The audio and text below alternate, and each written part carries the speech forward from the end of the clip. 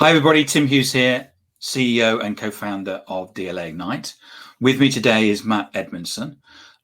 Matt is from Liverpool, and he knows that I lived there for a bit, so I have a great love of the city.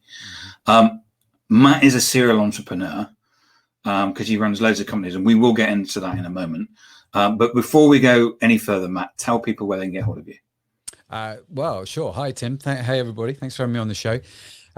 You can find out everything you need to know about me on my site, mattedmundson.com, or you can search me out on LinkedIn.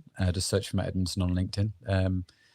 And if you just go to the website, all the links are there to all the social media platforms. Whatever social media platform you like, I'll be on it. Just follow the links from the website, mattedmundson.com. And Matt is very active on social, so you will definitely find him on there. So we are going to talk in a moment about Matt sitting in saunas with very important people, but we're not going to get there yet. First of all, that's what we call a hook, Tim, isn't it? Oh yeah.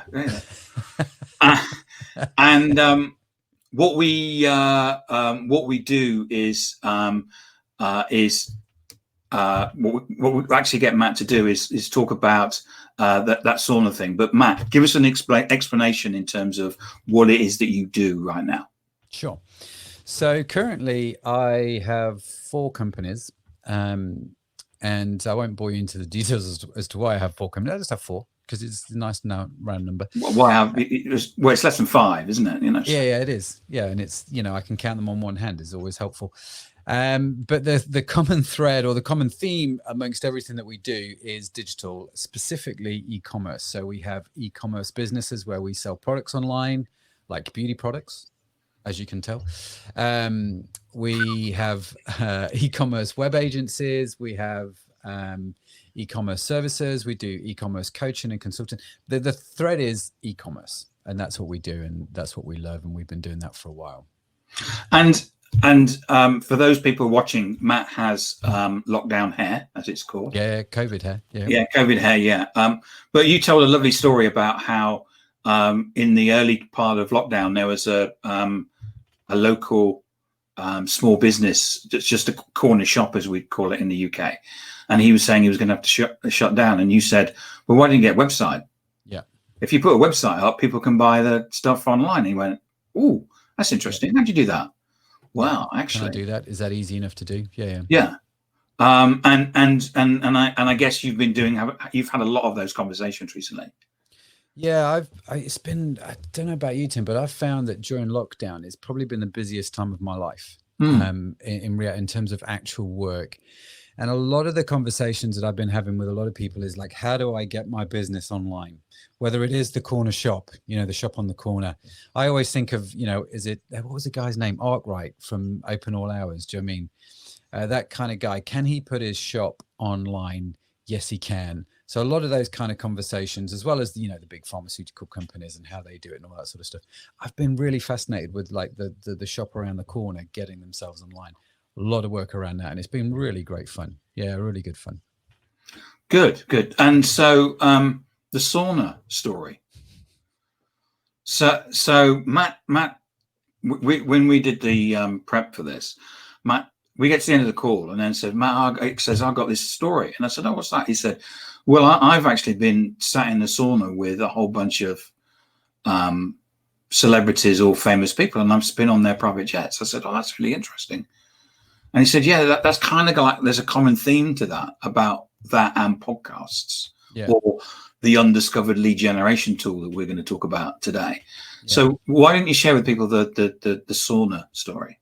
The sauna story is great. So I've been around digital since, for a long old time. And in the middle of digital, I also took as part of what I did was I ran a sauna company. We installed saunas and steam rooms.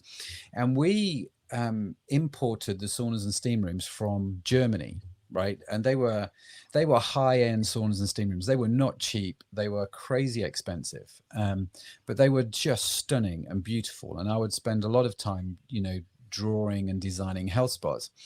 Consequently, because of the nature of what we did, when I was doing that, at one point, quite a few, I went down the Times top 10 rich list. The Times prints that list.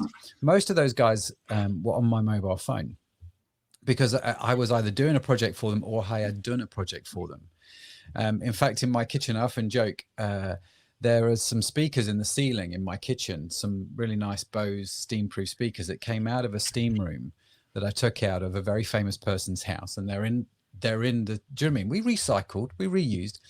But what I realized quite quickly was when it came to selling the saunas, and certainly the health spas and the concepts and the ideas of them, if I could get the person, the celebrity, the hotelier, whoever it was, away from their office, away from their life, and into a health spa, usually in Germany, where they don't speak German. Do you know what I mean?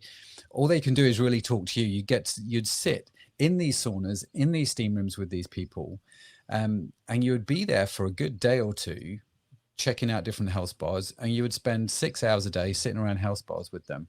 And we reckoned by the end of it, if we could do that, about 98% of the people would buy from us. Do you see what I mean? So our closure rate was insane.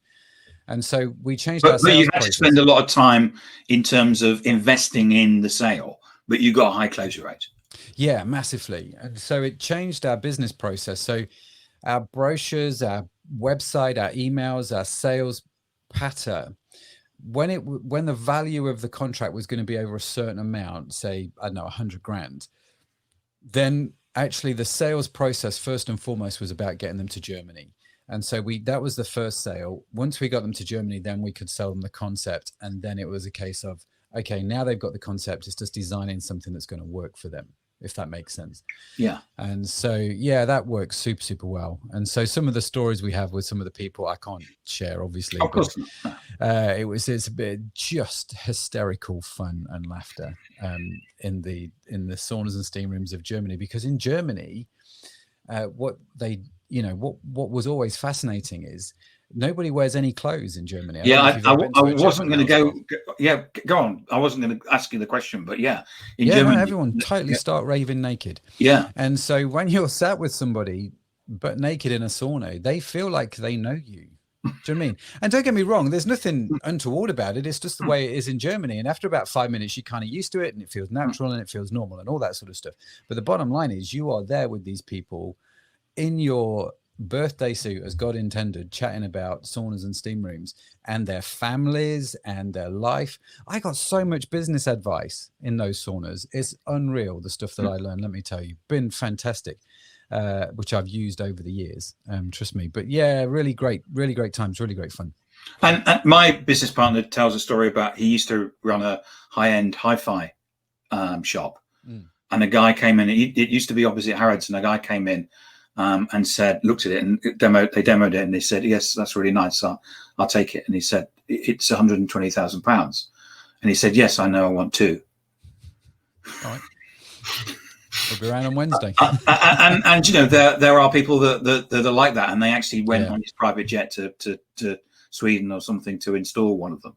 Yeah. So you know where money can, but that's actually the point of the discussion that we're having today, which is the undiscovered lead generation tool, which is the big reveal, Matt. A podcast, absolutely. Yeah. So why do you think that a podcast is a great lead generation tool? This has been fascinating, Tim, and I'll tell you why. We started, I do 3 podcasts, and the podcast how we met. You've been a guest on my podcast, right? You came on the show and it was great. Thank you. It was I really enjoyed it, and we had a good chat, and we had a good old natter, and it was good fun. And I told a joke on his podcast, which was a first. I don't believe a single word you're saying, but yeah, we started doing podcasts a number of years ago. You know, a friend of me, the standard jokes, isn't it? I've got a great face for radio. You know, that's what people would tell me. Yeah. And so we did this podcast we started this podcast around e-commerce, because I thought, well, let's start. No one's really doing a good podcast around e-commerce. So there's one or two, but there's a vacancy here. I'm happy doing podcasts, so let's go do a podcast around e-commerce. And we did it, and we started to build an audience. And when I started the podcast, I was like, this is great. It's going to build my network. I'm going to get a whole bunch of listeners. And I started to get a bit fixated, like you do on downloads and listener numbers. But I quickly realized by the end of the first season, we recorded all these episodes in the podcast. By the end of the first season, I realized I'd made a massive mistake, in the sense that whilst listener numbers are important, that was not the biggest benefit that came out of the podcast. The biggest benefit that came out of the podcast was the guests. It was the people that I met on the show. And that's why I say for me, it was an undiscovered lead generation tool. Like, it wasn't like I started podcasting to generate leads. It wasn't planned. It has totally been stumbled across and discovered. And so this was where our conversation went, wasn't it? I said to you, I think if I was going to start again in any business, whether it was a sauna business, whether it was an e-commerce business, you give me any business where I need to do sales, the first thing I'm going to do is set up a podcast in that industry.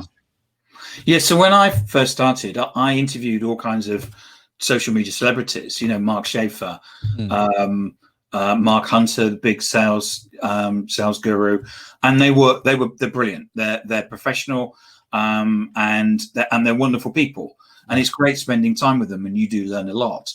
But they're professional podcast attendees, and they're not going to buy anything from me. No.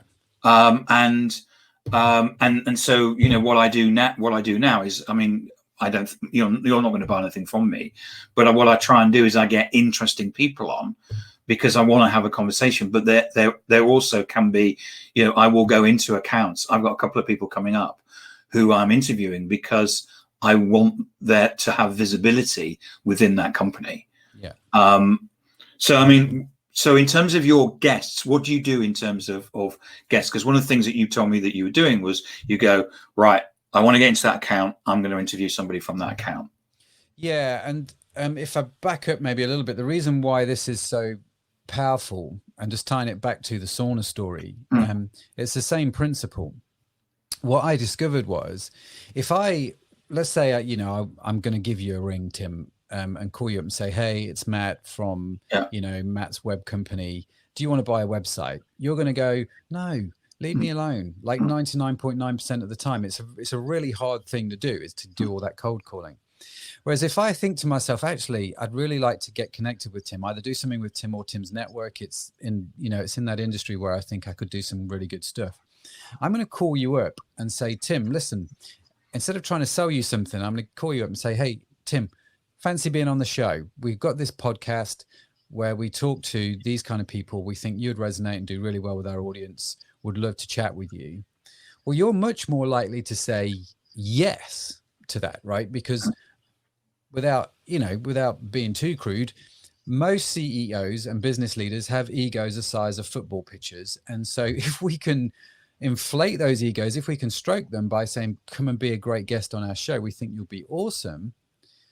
Guess what I'm doing, right? I'm appealing to their ego and their need to be seen and do this kind of stuff. And it's cool and it's awesome. And so what you then get in that call, in that podcast, is you get an hour during the show. You get half an hour, because we always do a pre-call. So you always do, like I do, you always do a pre-call, don't you? Yep. We always do a 20, 30 minute pre-call. 30 minutes with that person. Yeah. Where you basically, you structure so what I do is, have a call, we come up with a title, and we have a flow. We don't necessarily have the questions, but I know where you live. I don't mean that from a gangster point of view, but I know that the shed that you're sitting in the bottom of the garden was made from wood from an old distribution center that you had, and you didn't want to throw it away, and you're good at wood and stuff. So I know a whole load of stuff about you, and you know a whole load of stuff about me. I'm just giving that as example for the listeners. And you get to know people. We're now connected on Facebook. So, you posted something the other day about your hair, hence the reason why the joke. Yeah. And you start getting to know the person. You do, in a way that it's a bit like the saunas, because I've got you for half an hour on the podcast in the pre-call. I've got you for an hour on the show. That's like me getting you away from the crowd, getting you away from the office. It's like me putting you in a sauna, and it's just you and me chatting, and we're either going to get on or we're not. Now, if you're a likable chap, and I feel like most salespeople should be, if they strip back all the all the nonsense and the masks. But actually most people are quite cool people, right? They've always got an interesting story. And so if you have a genuine interest in people, it's amazing how much you do get to know them in half an hour to an hour's time, and how much they feel like they get to know you in a way that they never would do before. Yeah. And that's why I think it's so powerful. It is the equivalent of spending an hour with somebody in a sauna. You're getting them away, and you get to grill them and ask them questions. And people always feel like when you ask them questions and they give you answers, they feel like you're interested in them. They feel like they're sharing, they're being of use, they're adding, you felt great being on the podcast because you're sharing your high value content. You're giving your best to the people, and you feel good for doing that, right? And so I'm just a guy in the background creating this platform and this opportunity. And guess what?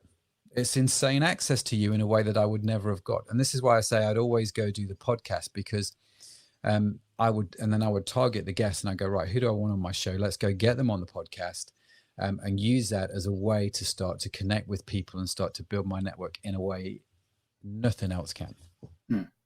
So we came up with 4 reasons why you should build a podcast. Yeah. The first one was open doors that are shut. Yeah. Which is what we've just talked about. Which is where, I agree with you that if you phone somebody up, you are just another salesperson. And I mean, if you can actually get through to the person, I mean, the people that you were trying to get through to, I mean,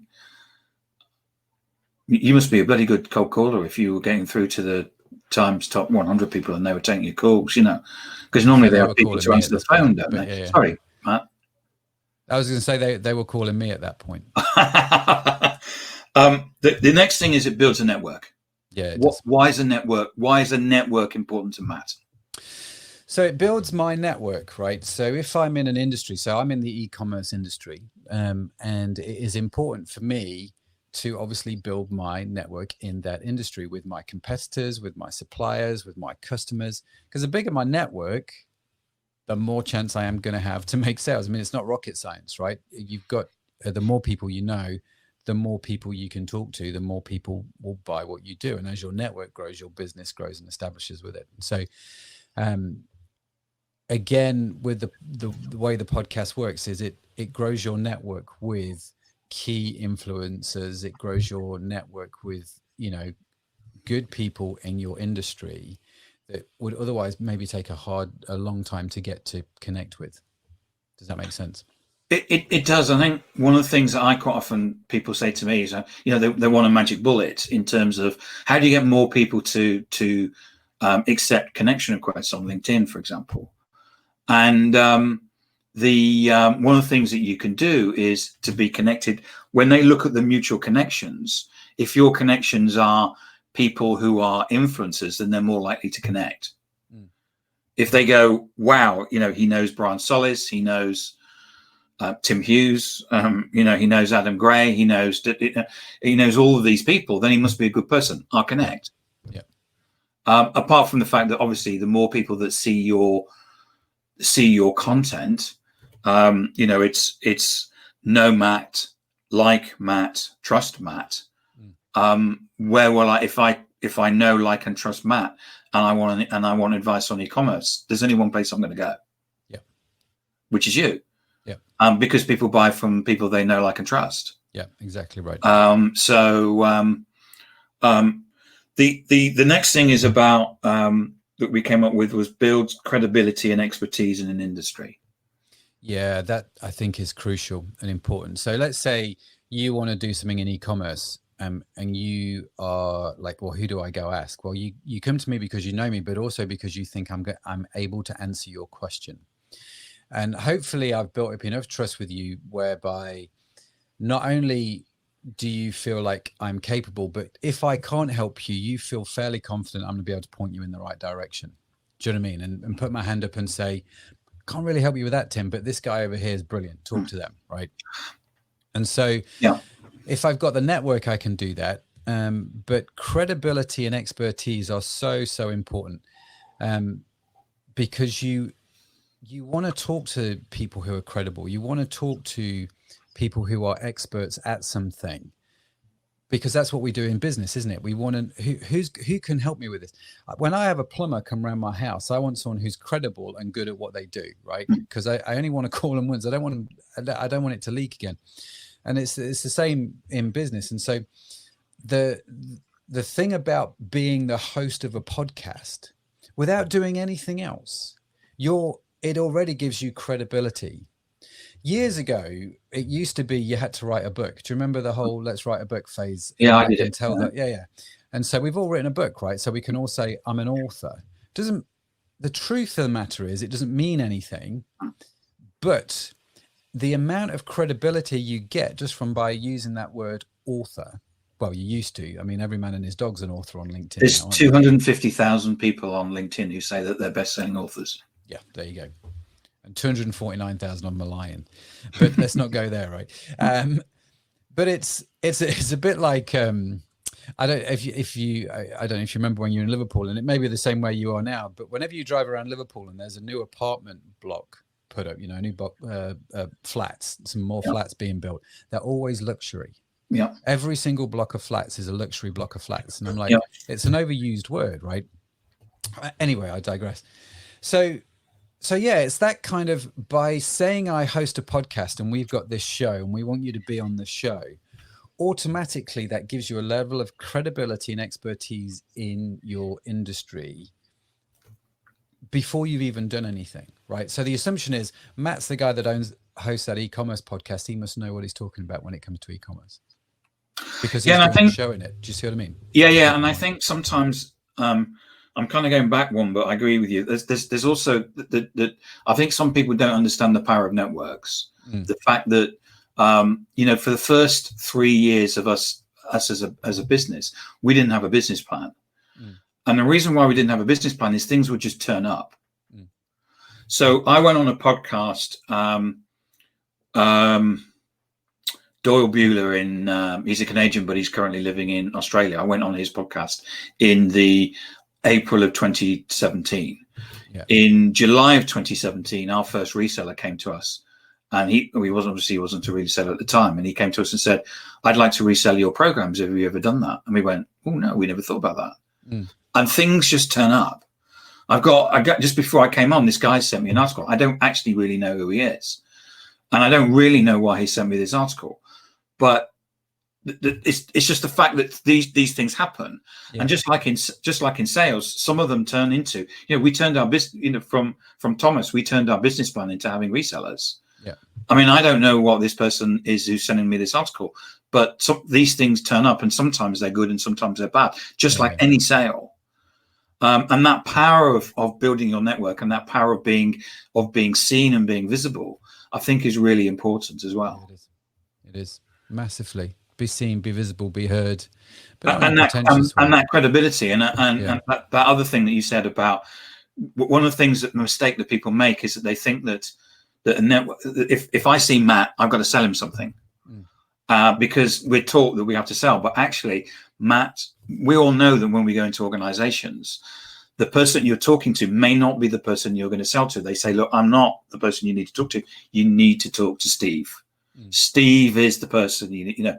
And it's like, I might not sell anything to Matt, but Matt may say, if your sales team isn't getting any pipeline, you need to talk to Tim. He's a good friend of mine. I've done a podcast with him. He's really credible. You just need to talk to him. And that credibility and that ability to get referrals, I think, is so important as well. Yeah, it is. Yeah, totally. I agree 100%. And the final thing that we said, I've actually thought of another one, but is get access to guest networks. Yeah, this is another one of those hidden benefits that took me a little. I mean, as quick as I am in my my business acumen, with all your celebrity advice in saunas. Yeah, again, well, you saw this with saunas. It was one of the. I tell you a little trick that we did, and then I'll tell you how it applies to podcasts. Right. One of the things that I quickly realized was in that environment where price matters in the opposite way. So if I, buy a new computer, then I want to get the best deal on that computer.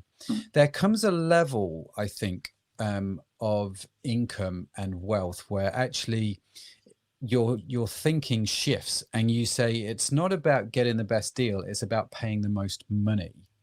I want to have the ability to say I paid X for this particular product, right? So I remember a 20 million yacht has got to be better than a 15 million one. It's exactly it. The price sort of depicts the value in some respects. And I remember sitting down with one very famous person, and I spec'd out their sauna, we designed their sauna, and that's exactly what I want. And I gave them the price, and they looked at the price, went, that's not what I want.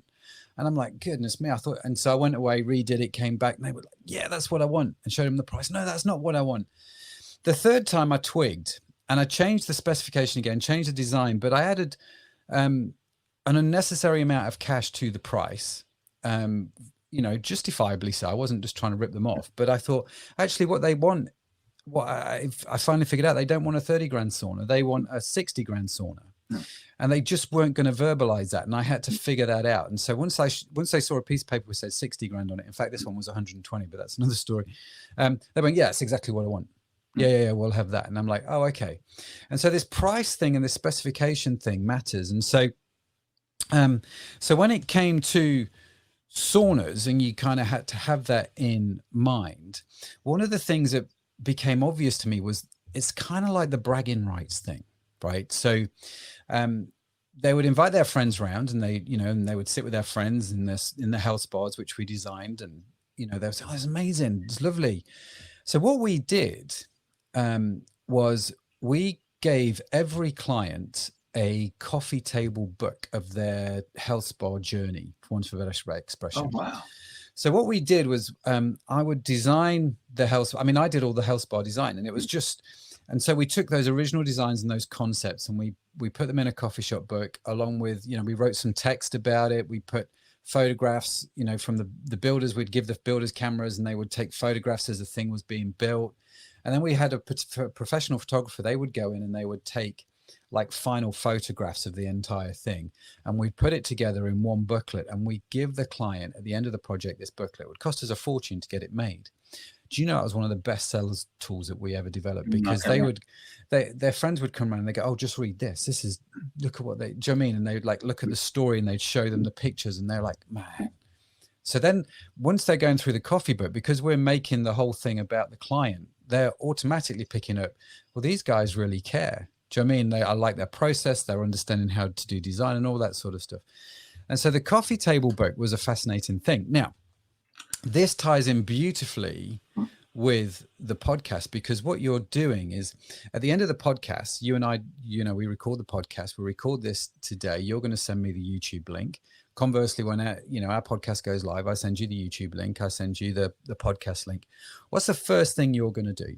You're going to share that on your network. Yes. You're going to show that to people and say, look what I was involved with. This was a bit of fun. Yeah. Before we came onto the show live, I did that selfie thing, didn't I? And said, hey, listen, let's just take a selfie with all the screens and the cameras. And then we put that on Instagram, because it's just fun. And it's just something that I'm quite willing to share.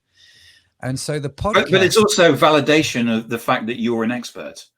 Yes. And so when I first started out, I found it very difficult to do this expert thing.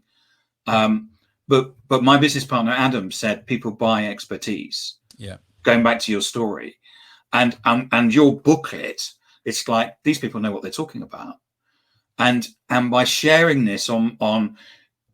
People may say, well, I don't know who Matt Edmundson is, and I don't even know who Tim Hughes is, but they're on a podcast together. Therefore, they must. So the conclusion I jump to is they must be experts. Yeah, totally. And I need an expert to sort out my sauna. So who am I going to phone? Yeah, exactly. And it's the same thing with e-commerce. So since we've been doing guests on the podcast, we get a lot more inquiries from people who go, oh, I saw you had Tim on your show.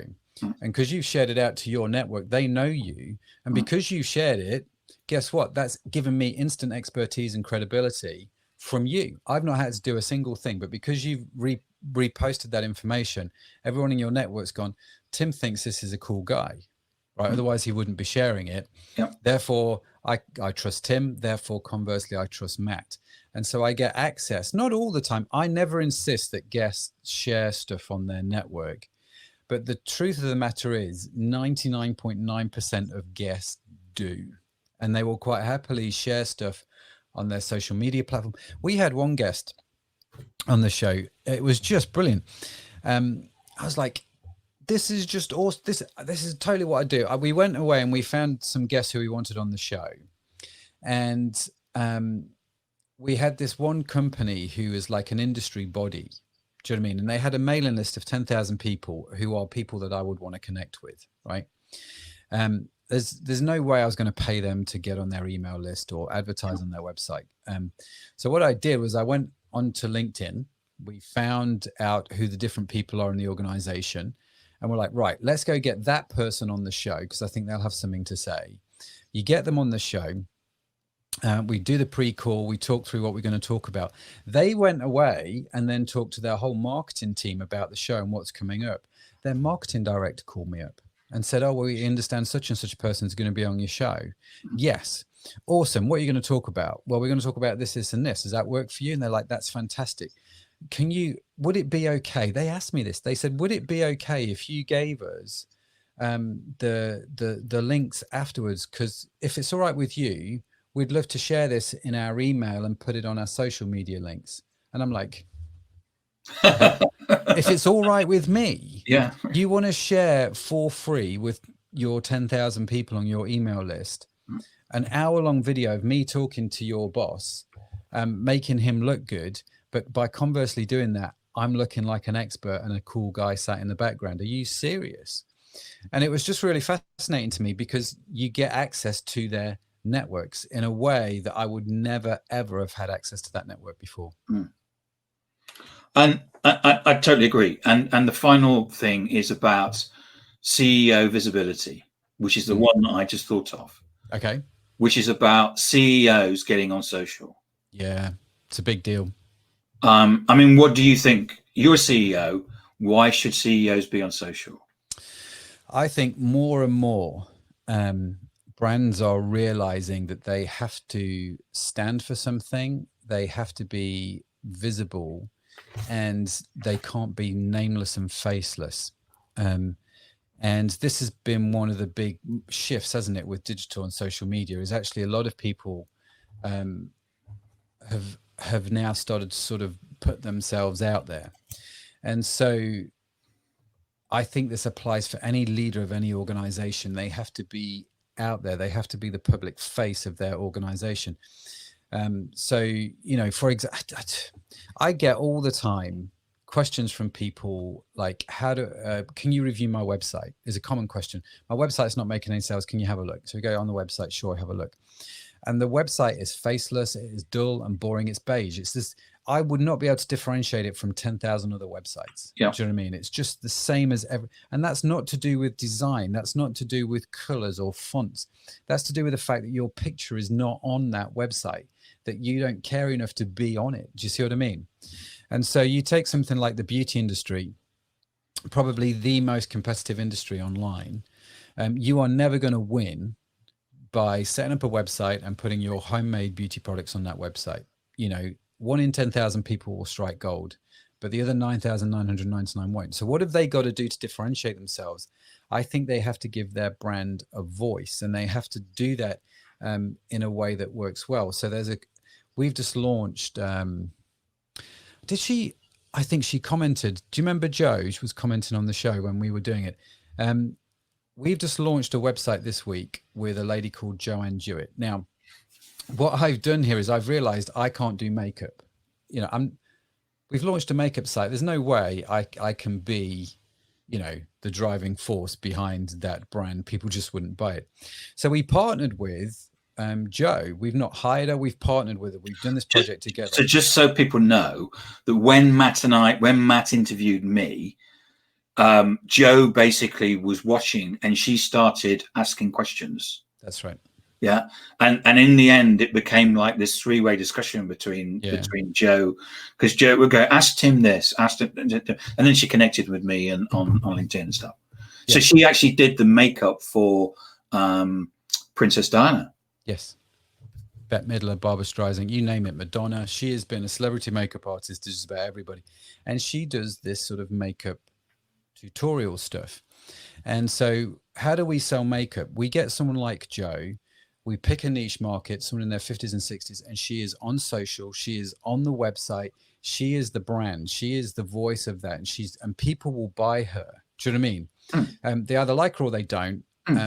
Now, the makeup we sell, in some respects, becomes secondary. It just needs to deliver on the promise. But that's how someone like Joe sets up a website, and you should see it. Sales have already started to come in because it's Joe on the front talking about makeup and how you can do makeup for women in your 50s and 60s rather than it just being a bland beige vanilla website. Does that make sense? For me, so, yes.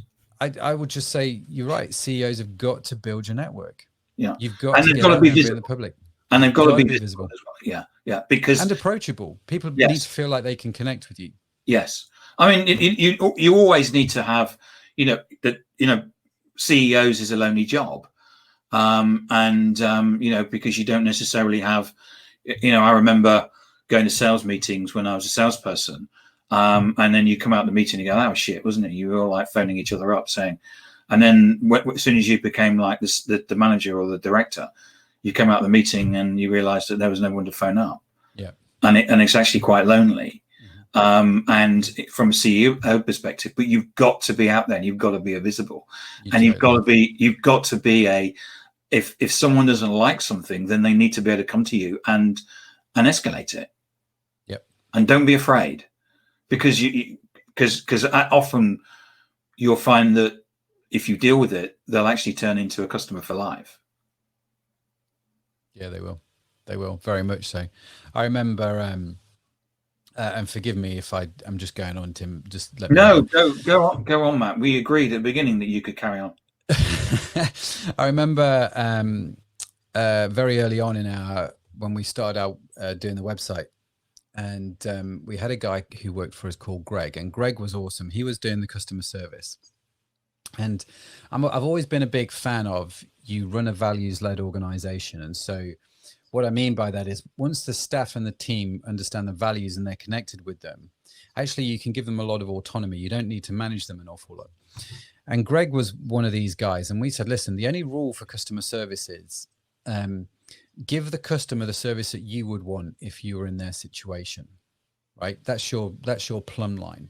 If you were them, what would you want in that scenario? This guy calls up and on a Friday and starts moaning that his order's not arrived. Okay.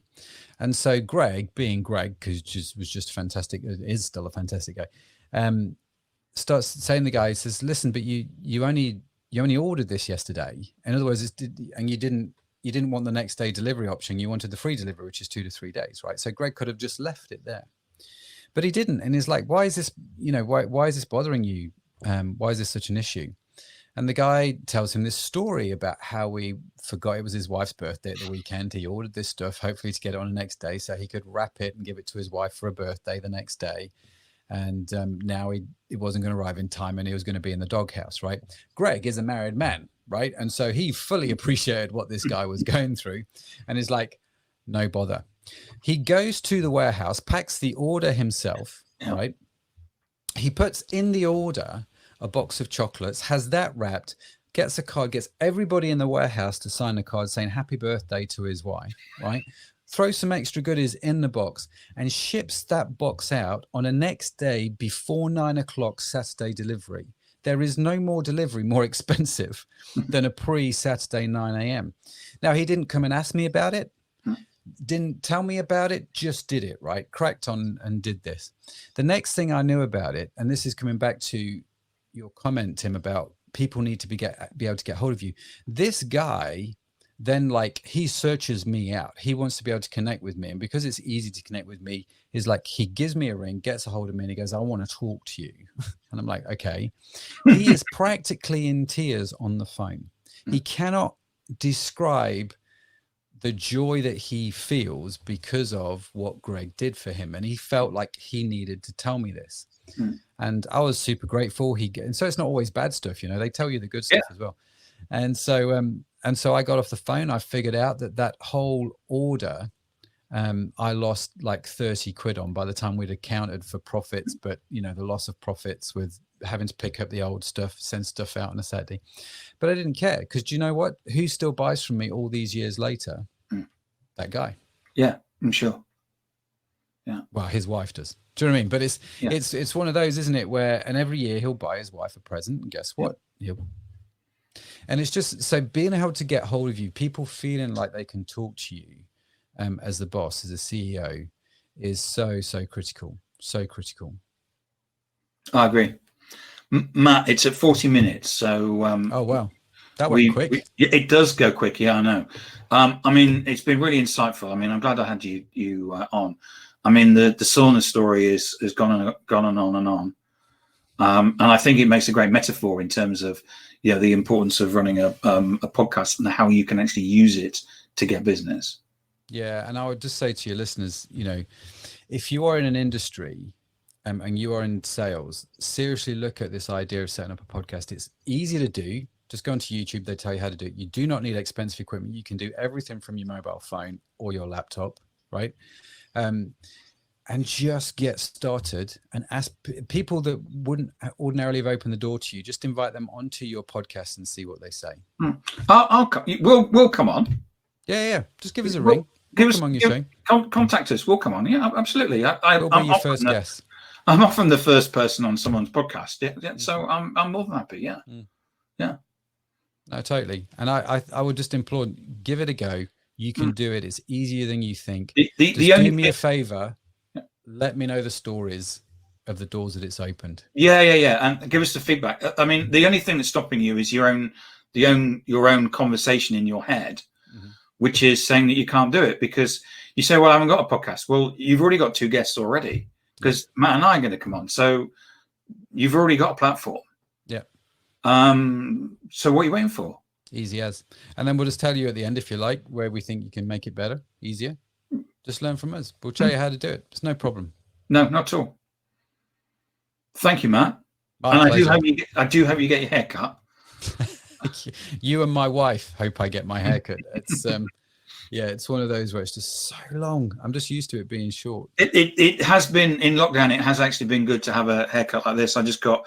In fact, my partner, she said to me, she said after, because the barbers have now opened, and she said, I'll carry on cutting your hair if you want to. So I'll probably save yourself a few quid. Absolutely, There's no way I was letting my wife cut my hair. No, really harsh, but there's just no way. It wasn't maybe it is a trust issue. I don't know, but I'm just like, it's an expertise thing. It is, yeah. You don't have a podcast about it. You're not an expert in this industry. There's no way you cut my hair. Thanks, Matt. Great to talk to you. Yeah, you too. Thanks, Tim. And I'll see you on Facebook. Indeed.